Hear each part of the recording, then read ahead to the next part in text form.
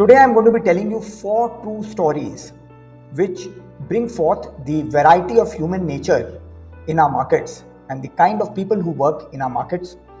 The experiences gained from these people have impacted me greatly and have affected a lot of my career in the markets. So the first story begins in the broker's office, whom I used to trade with in the late 1980s, where I met this gentleman who was always kind of right in the market. Now, when I say always kind of right, I mean that he used to always come to the office when the market was bullish, and he was always bullish on the market. So during the market hours, a lot of praise, a lot of adulation was heaped on him, and he was always, full of himself that, look, I'm long on the market and the market is going up. One day, while I was strolling outside my office, I noticed that he was walking in a different direction than my broker's office. And I happened to notice that he walked into another broker's office. Now, this other broker happened to be my friend, and I casually asked him whether this gentleman was a client of his, and he said yes, he was. So I said that, oh, I see, he's a client at my broker's office also, and he's so right in the market that whenever the market goes up, he's bullish. So he said, what do you mean he's bullish? In my place, he's one of the best known bears of all the clients. And when I questioned him on the stocks on which he was trading, it transpired that the exact stocks which he was long on in my broker's office, he was short on in another broker's office, which meant that he was not coming to the market to make any money. In his little world where he was probably not very successful, nobody paid much attention to him. The adulation and the respect which he commanded on a bullish day in my broker's office where he was long, and on a bearish day in another broker's office where he was short, was his aim in life. And this impressed me very deeply, because it told me that there are people who are really not going after the money, but are looking for something maybe greater in importance than money. And well, this did affect me a lot. I never disclosed this to anybody, and it's almost several decades since this happened. This impressed me deeply, that here was a person who was moving from one broker to another just for the adulation during the day. The second story is of a person whom I met on the floor of the exchange, and he was a random kind of a trader. Ultimately, he got wiped out in the markets, and he used to trade in only one stock, Reliance. Every morning he used to either go and buy or short Reliance, and I happened to notice this because he was doing it randomly, and I used to be near him when he used to do it by a coincidence. I also noticed that after doing the trade, he used to go behind one of the pillars, because the exchange had pillars, stand behind one of the pillars and mumble something. So I used to wonder, what he was, talking to himself about. And it so happened that one day, being close enough to him, I realized that he was actually chanting something religious. It occurred to me that here was a person who had left his entire fate to God without any study, without any knowledge of the markets, and relying purely on hope and the faith in God to provide him with success. It did not. This brought to my mind a very important aspect of the market, which is that in the markets, the correct decisions first have to be taken by you after proper research, after proper study, after proper understanding of the markets. And then, yes, a prayer to God will definitely help. It helps in every aspect of our lives.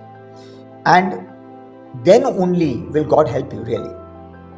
So a random trade in the market is a very dangerous thing to do. This was the second lesson which I learned.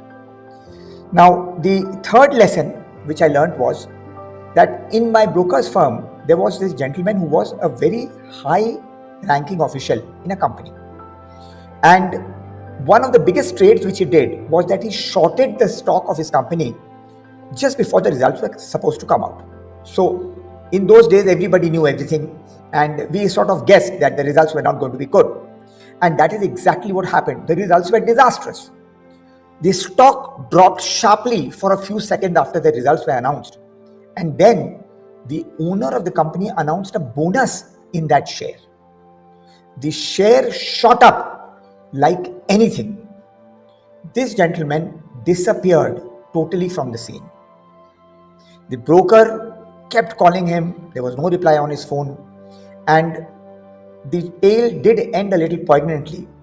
But the fact is that the broker ultimately had to square off the trade and bear the loss. This gentleman never came back to make good his losses in the market. This told me that nothing is sure in this market. Black swan events, acts of God, acts of humans which are totally unknown, even though you may be very close to another person, will not help you out in this market.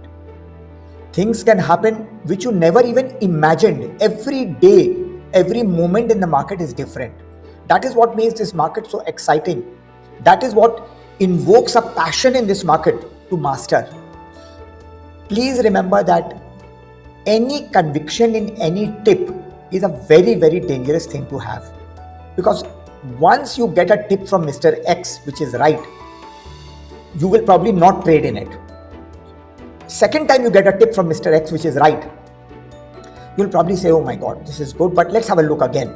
You'll probably not trade in it. The third time when you do trade and the tip goes wrong, the conviction which you will have in that tip will be so strong that the word stop loss will never even occur to you.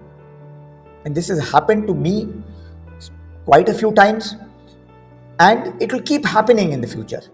So this is something which we must understand, that our fate, our destiny in the market is in our hands. Nobody should tell you what to do in the market. Nobody is responsible for what you do in the market. Only you should decide what to do, and you are responsible for what you do in this market. Finally, the last story which I have to tell you is about another client who incurred a huge loss at my broker's place. Now, this client, after a lot of coaxing, brought a lot of shares. It was during the Harshad crash, and handed it to my broker and said that please sell it and offset these against my losses. My broker was an elderly gentleman, and he said, okay, we'll sell it the first thing tomorrow morning. His son, fairly young guy, said, why don't we wait for a day or two? The prices are already down, and maybe we'll get a better price and be able to recover a bigger loss. His father said, no, we are going to sell it the first thing tomorrow morning. And that is exactly what he did. 2 days later, the stocks were 30 to 40% down from the price at which he had sold.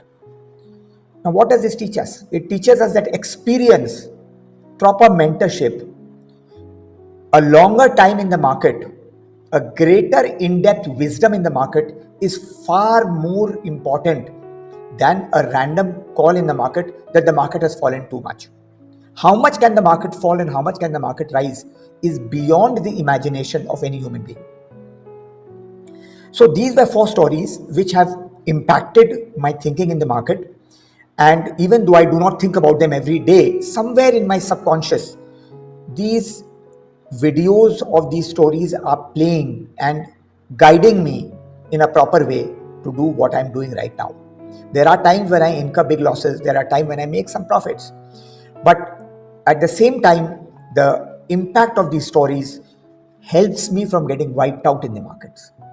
So with this, I end today's video. I hope that you have watched the entire video and are being able to correlate some of the things which are happening in today's high-tech world with the no-tech world which existed 30 or 40 years back. And I hope that the knowledge given here will help you in your further career. Thank you till we meet in another video.